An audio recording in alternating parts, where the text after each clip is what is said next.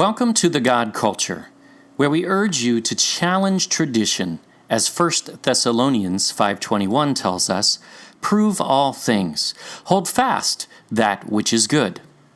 We do not intend to be confrontational, but to compare what the Bible really says versus the traditions of men which Jesus himself rebuked. Jesus said to the Pharisees, "Full well ye reject the commandment of God, that ye may keep your own tradition." Mark 7:9.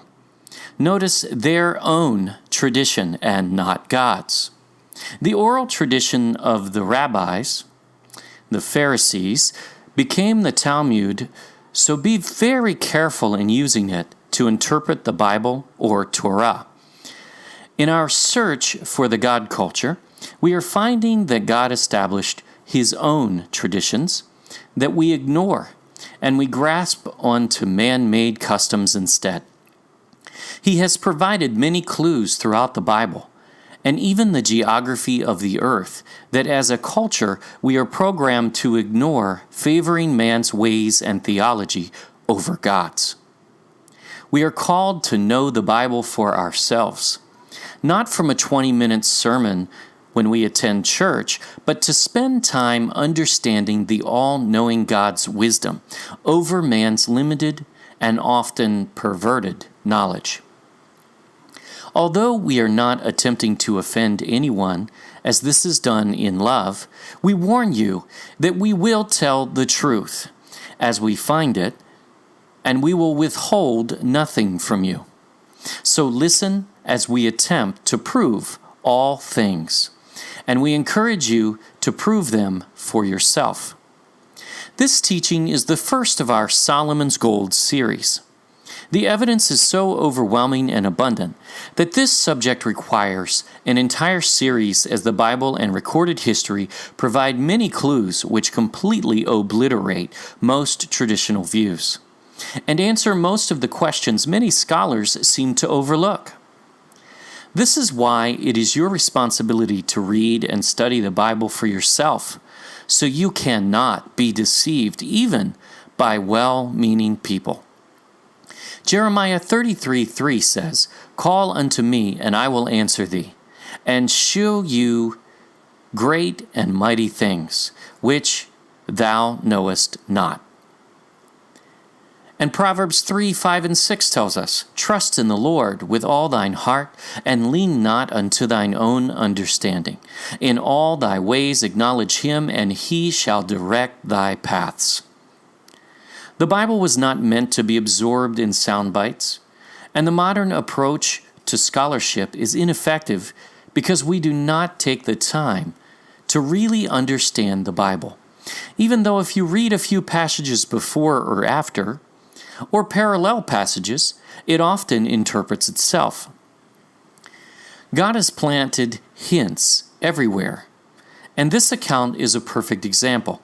As you will see, this topic progresses to the clarifying of our understanding in many different arenas, leading all the way back to the river that flowed from Eden, correcting the journey of Jonah, and setting straight once and for all the occult-written, accepted story of the Queen of Sheba.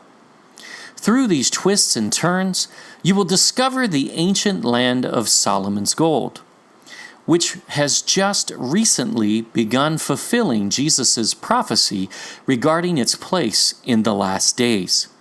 This is exciting, so hold on to your seat and get ready for a wild ride of truth, as this land is no myth, but is real as the nose on your face. Our journey begins in Tel Qasil, modern-day Tel Aviv, Israel, in 1946, just after World War II.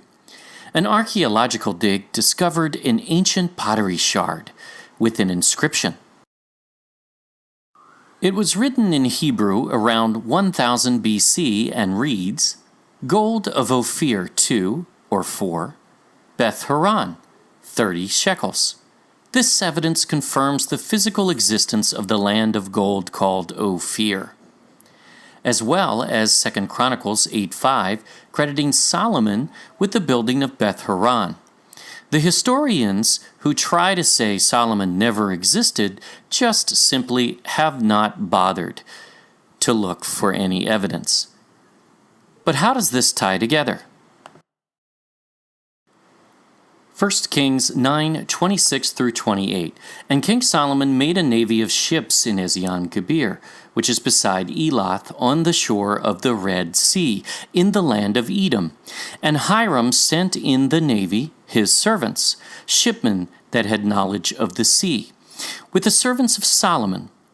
And they came to Ophir, and fetched from thence gold, 420 talents, and brought it to King Solomon. Note, Solomon built a new navy just to go to Ophir. Hiram, king of Tyre, which is in Phoenicia, led the navy for Solomon, which also had Solomon's servants from Israel serving with him. But Solomon had kings of foreign lands bringing him gold every year. Why would he need to acquire more gold? Because in building portions of God's temple, Solomon wanted to use the best gold. Ezion-Geber was on the Red Sea on the east side of the Sinai Peninsula. Wait, if Solomon wanted to go west, wouldn't he have used one of Tyre's already existing ports on the Mediterranean Sea? Or even build one in Israel on the Mediterranean as well? No. The wisest man who ever lived would not have increased his trip by more than 4 times in order to go around Africa to get to the west, when he could have used existing ports to go there. No, he was heading east. Here is a map of the traditional view that Phoenicia, which includes Tyre, only traded around the Mediterranean Sea. But we already know there is both physical and biblical evidence that they also sailed east from the Red Sea to Ophir. We are just getting started. Scholars also have great difficulty in realizing that the son of Cush, whom he named Sheba, is a different person from the son of Joktan, who also bore the name Sheba. The same goes for Havilah, as there is one from Cush and one from Joktan. However, there is only one Ophir named in the Table of Nations from Noah. And we will prove that he and his brothers, Sheba and Havilah, all sons of Joktan, not Cush, lived in the same region, and it was not even remotely close to Saudi Arabia, where Cush's sons, Sheba and Havilah, live. It's like saying all Johns live on the island of Patmos. Well, it would be easier to remember everyone's name, I guess. Now, using such scholarly logic, all pigs come from the land of Ham. We're pretty sure that is not a true statement. What was this gold of Ophir used for? Building Solomon's temple. As even David began acquiring the gold of Ophir and knew its value. 1 Chronicles 29:4. Even 3,000 talents of gold, of the gold of Ophir, and 7,000 talents of refined silver to overlay the walls of the houses withal. This is the passage where David donated 3,000 talents of his own personal treasury to the temple project. This gold also came from Ophir. We are not suggesting that Solomon did not use any other gold other than that of Ophir, but the Bible calls out Ophir for a reason. Now, Ophir was actually a person listed in the Table of Nations after the flood. Yes, God put all those begats in there as clues in which we may form a proper perspective on many topics.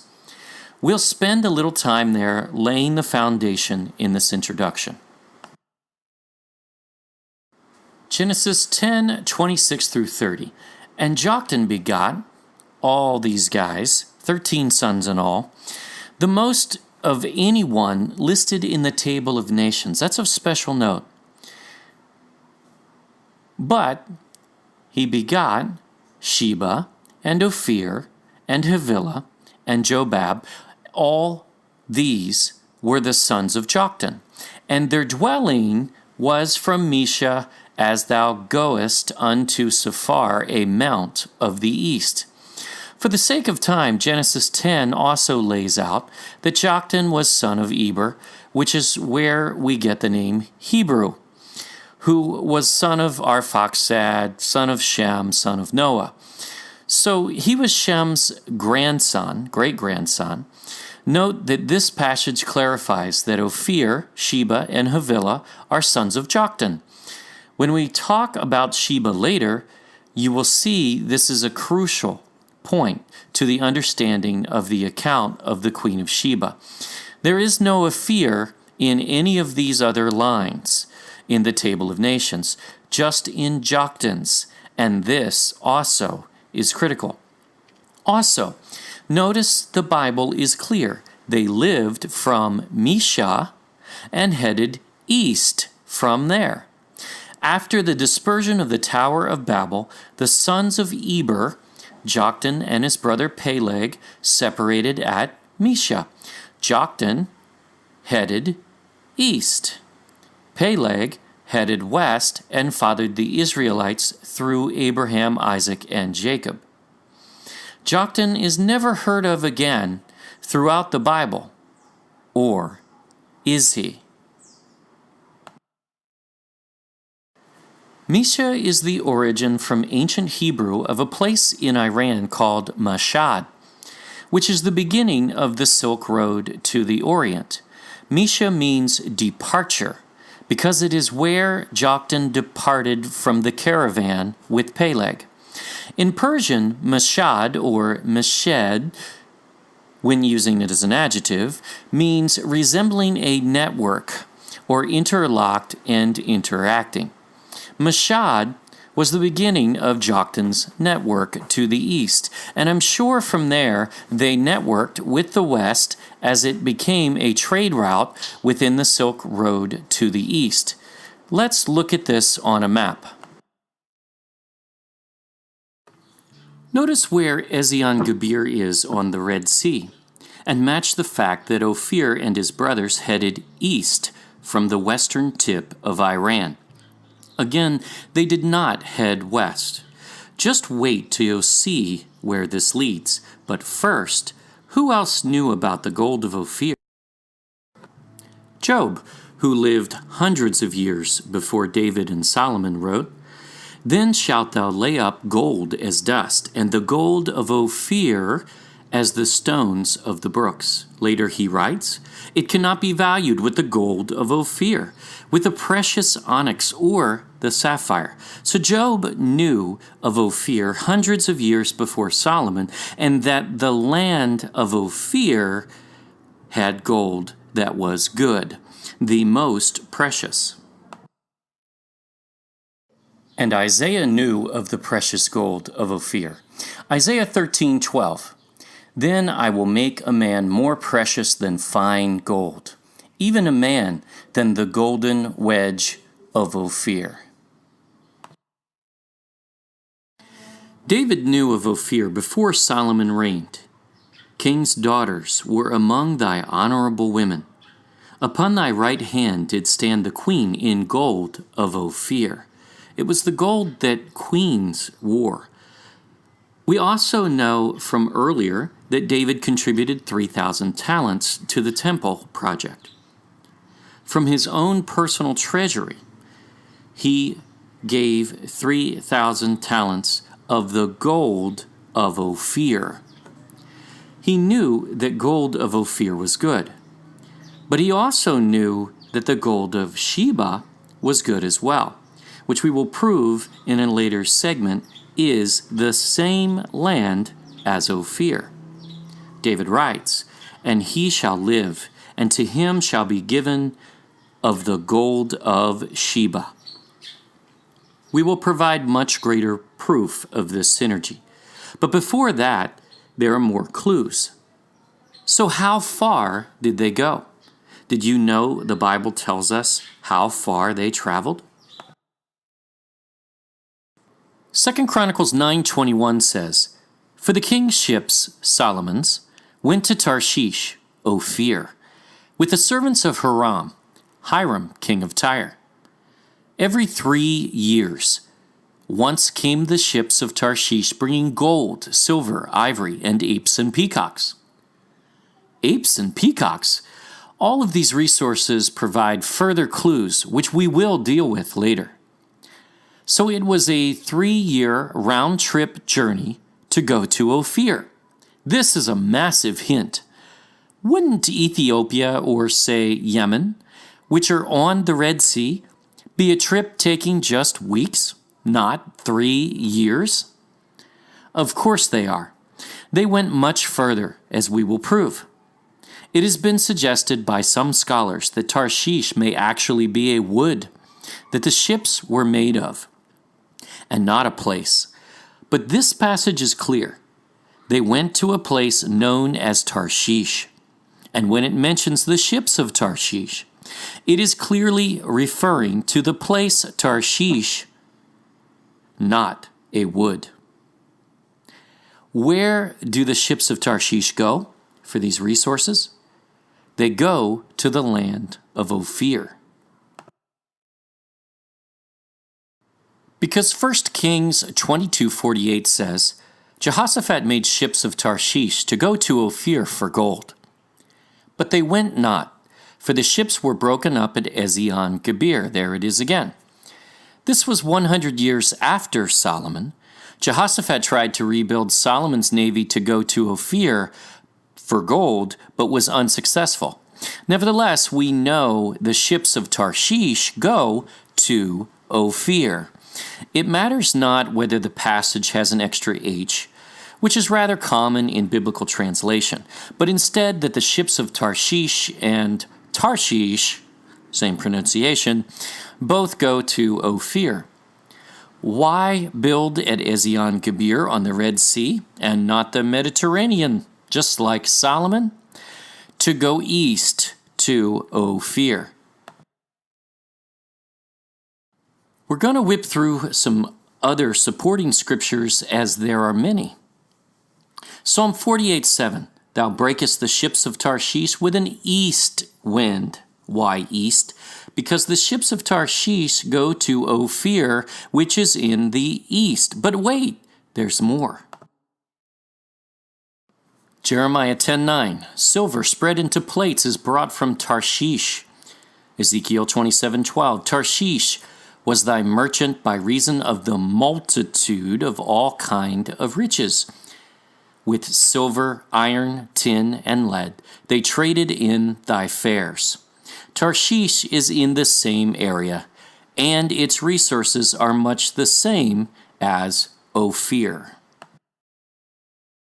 Isaiah 60 verse 9 says, "Surely the isles shall wait for me, and the ships of Tarshish first, to bring thy sons from far, their silver and their gold with them." It's rather inept to say that Tarshish is Tartessus, Spain, when it's not even an island, whether alone isles. Yet, this is the common position of many scholars according to Wikipedia. Not to mention the ships of Tarshish go east from the Red Sea port, not west. Don't worry, we will get to the story of Jonah and the whale, in which the geography of the traditional position of Tarshish doesn't even make logical sense, nor does it add up. We will cover this in an entire video, setting the story of Jonah straight.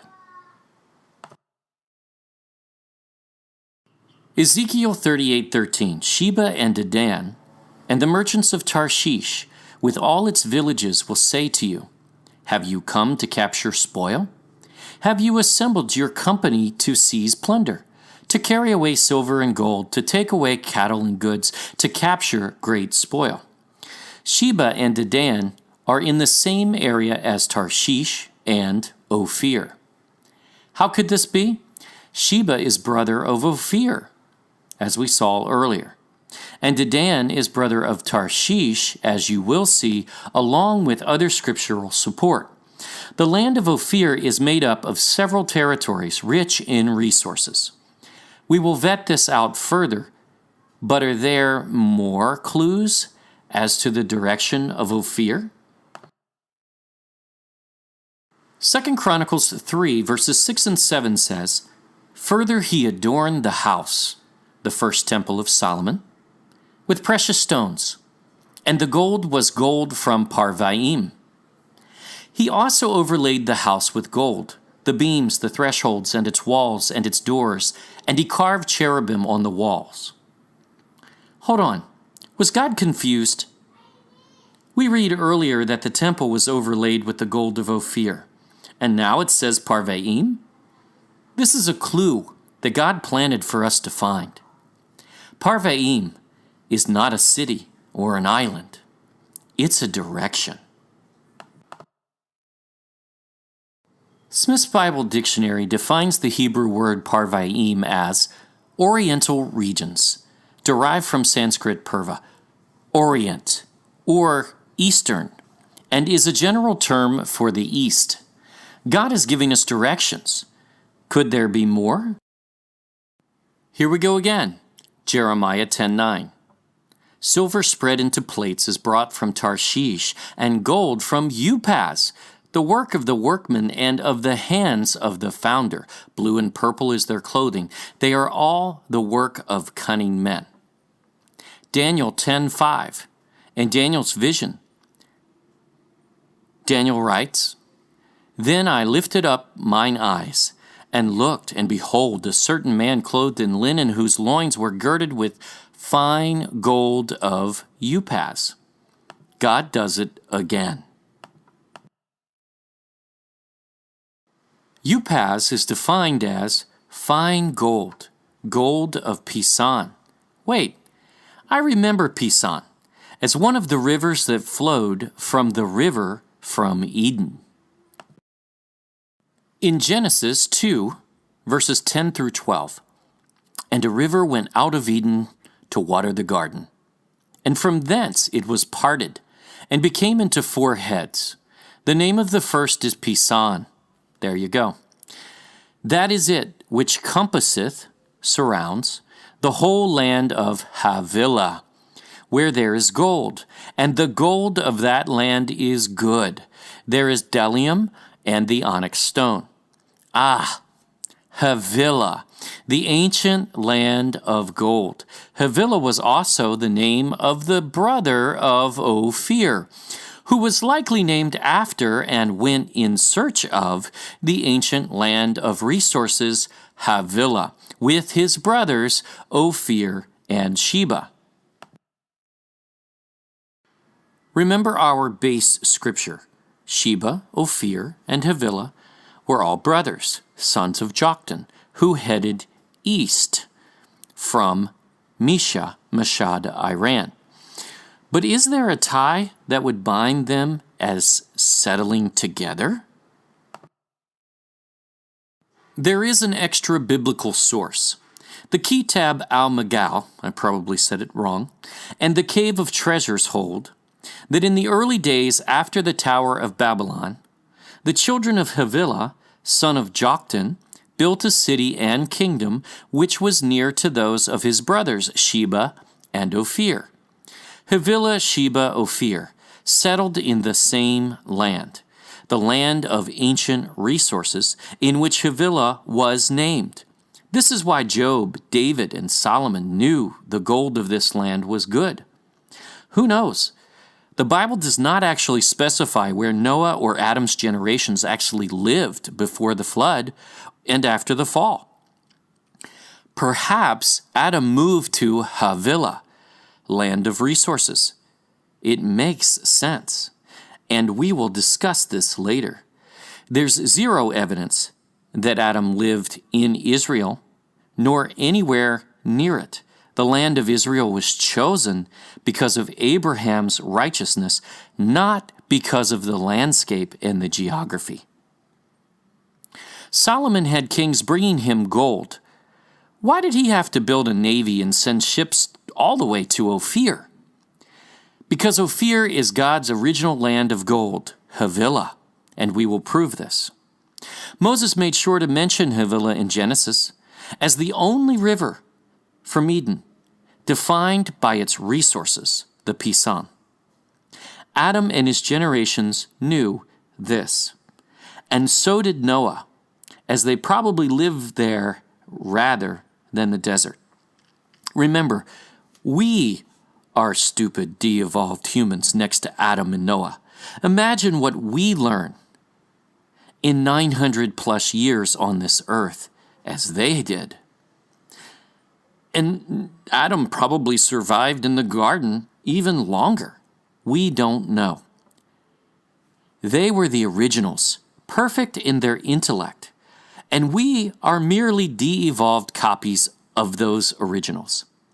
This is why we fall for Bible charts which cannot even figure out that people of the same name may actually have lived in different areas of the world, or why we have bought into occult science and occult history for so many years. Noah and Adam knew better. It took the guardian cherub in the Garden of Eden to fool Eve. He fools you and I through simple suggestions and manipulations, because he doesn't have to approach us directly. While we're in the Table of Nations, let us match up a few more details of this account of Ophir and its provinces. Genesis 10:2. The sons of Japheth, Gomer, and Magog, and Madai, and Javan, and Tubal, and Meshach, and Tyrus. Tyrus, as in the maritime kingdom of Tyre in Phoenicia, the one that we've been discussing where Hiram came from? Of course.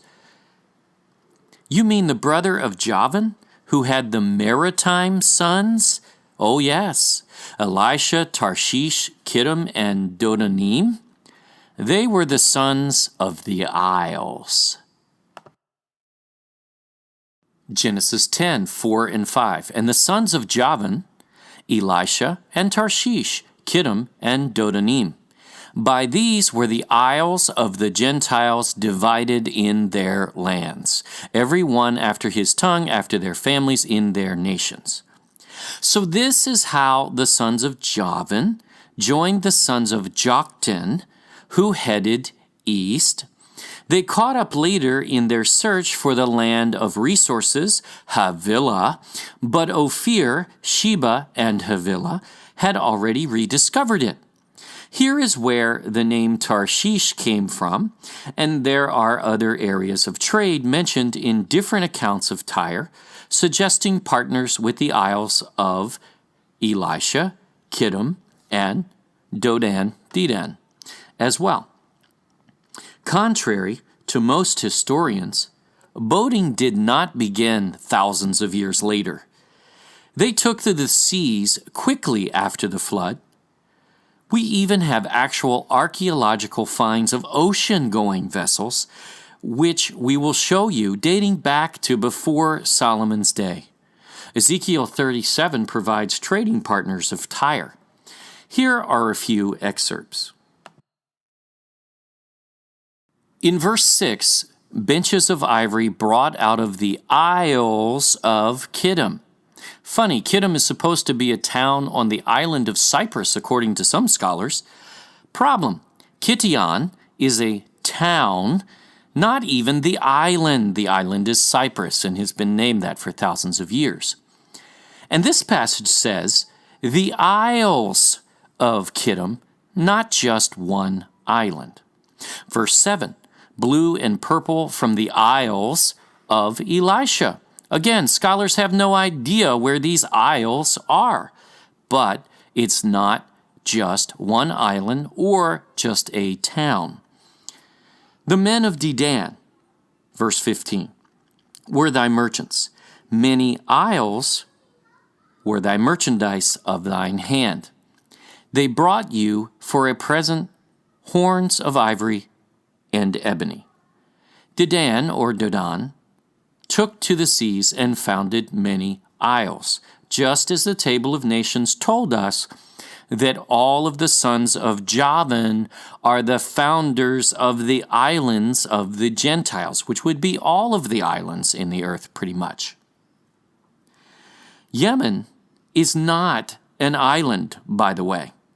They continue to bury ancient man to a small confined area of the Middle East, and it extends outward from there. It is simply just not what the Bible says, nor history. Did you know that the Bible tells us who divided the entire earth? Not just the known world, the entire earth after the flood. Genesis 10:32. These are the families of the sons of Noah, after their generations in their nations. And by these were the nations divided in the earth after the flood. Noah's generations divided the entire earth, not just the Middle East area or the known world at the time.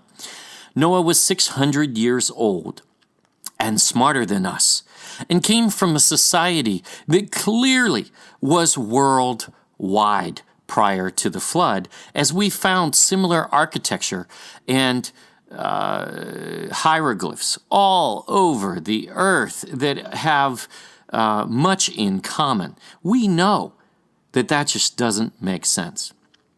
They did not wait until the Roman, Greek, or Persian empires, and most especially not the Europeans, to begin boating.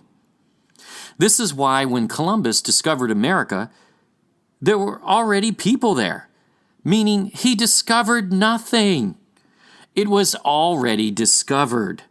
Same with the Spanish, who discovered the Philippines, an ancient land far older than the nation of Spain. This is a backwards mindset, which holds us back. In fact, the Bible even tells us when the earth was divided by the Table of Nations. Genesis 10:25. And unto Eber were born 2 sons. The name of the first was Peleg, for in his days was the earth divided. And his brother's name was Joktan, who we've been talking about.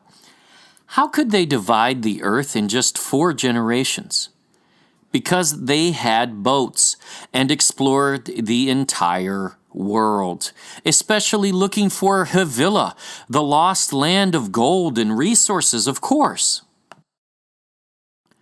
Isaiah 41, verses 1 and 2.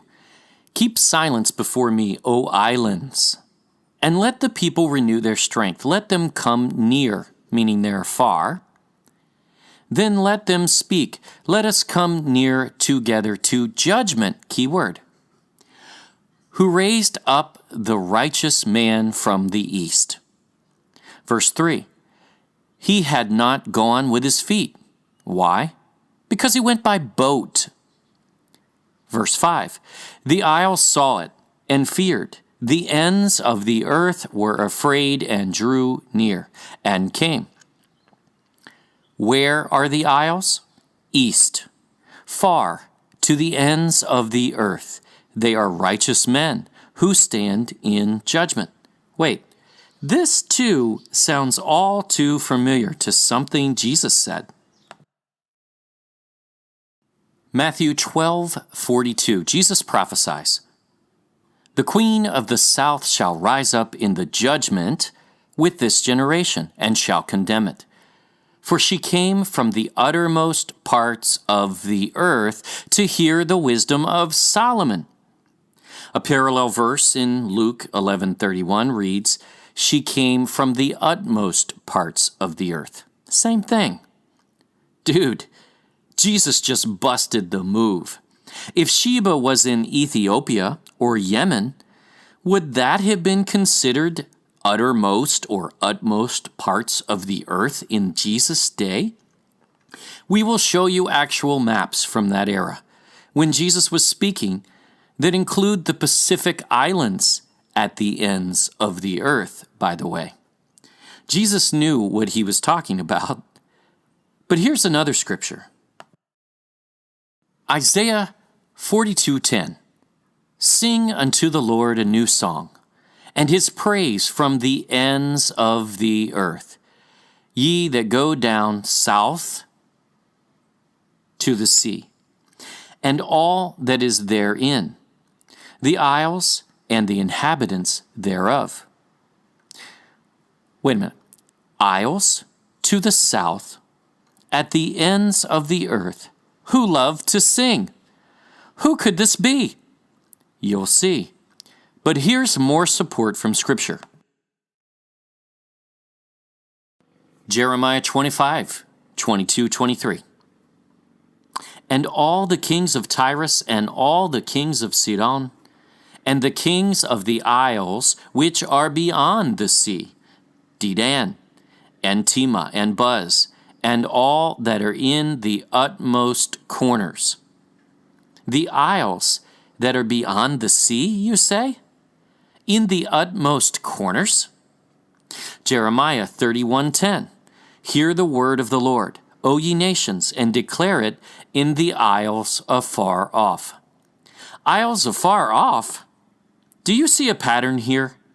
They are talking about the special land, the Isles of Ophir, which we will prove is ancient Havilah, land of gold and resources. Psalm 97:1. Let the multitude of isles be glad thereof. Ezekiel 27:3. And say unto Tyrus, O thou that art situate at the entry of the sea, meaning Ezion Geber, which are the merchant of the people for many isles. So we have multitude of isles. We have many isles. These are all clues of Ophir, and there are even more scriptures we will not include in this session. So, we know Ophir is a real-life land of good gold, bdellium, and onyx after the flood, whose resources were used to build Solomon's temple, named after Ophir, son of Joktan, who headed east into the Orient, which was a 3-year journey for Solomon's navy, who lived near his brothers Sheba and Havilah. These were not Cush's, Ham's sons, but descended from Shem and Eber, Hebrew. Ophir is where the ships of Tarshish travel to get good gold. The best gold was referred to as the isles, afar off, beyond the sea, many, multitude of islands, where Javan's maritime sons Tarshish, Kittim, Dedan, Dodan, and Elisha also settled, likely in search of Havilah, because it was the ancient land of resources since the days of the Garden of Eden, which we will prove. We also know Ophir is the land of post-flood gold and resources. Sheba is in the land of Ophir, and we'll prove this further. Parvaim is in the direction of Ophir, orient, east. Upaz is Ophir, because it's the gold of the Pison River, Havilah. Tarshish, Kittim, Dedan, and Elisha are in the land of Ophir. Havilah was the land of pre-flood gold, now known as Ophir. So we are looking for a place with lots of islands, with lots of names, 3 years' journey to the east of the Red Sea, beyond the Arabian Sea, known as the Indian Ocean today, surrounded by an ancient river that had the resources acquired by Solomon's navy, that has Hebrew hints hidden in its culture, whose history has been erased. We hope you enjoyed this reflection, and always remember to prove all things. Thank you for watching. Watch our progressive Solomon's Gold series on our YouTube channel or at thegodculture.com.